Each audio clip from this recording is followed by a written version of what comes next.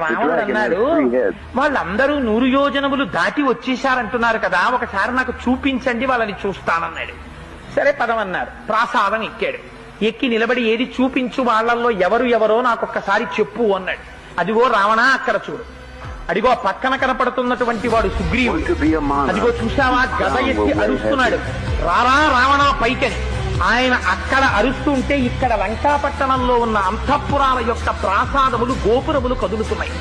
ఆయన బలపరాక్రమముల ముందు ఎవ్వరూ నిలబడలేరు. ఉన్న వనాల మీద ఉన్న ప్రతి చెట్టు మీద ఈ భల్లూకాలన్నింటికీ జాంబవంతుడు నాయకుడు. ఆయన త్రివిక్రముడికి 21 సార్లు ప్రదక్షిణం చేశాడు. అంతటి అపారమైన శక్తి ఉన్నవాడు జాంబవంతుడు.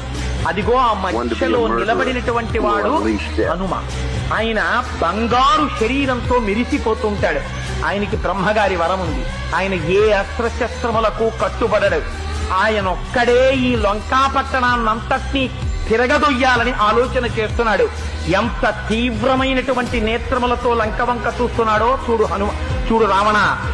ఆయన పక్కన ఉన్నవాడు నల్లటి నీలమైనటువంటి శరీరంతో మిరిసిపోతున్నాడే, పద్మాల లాంటి కన్నులున్నాయే, ఎడమ చేత్తో కోదండం పట్టుకున్నాడే, వెనక అక్షయబాణ తూణీరములు కట్టుకున్నాడే, ఆయన పేరే రాముడు.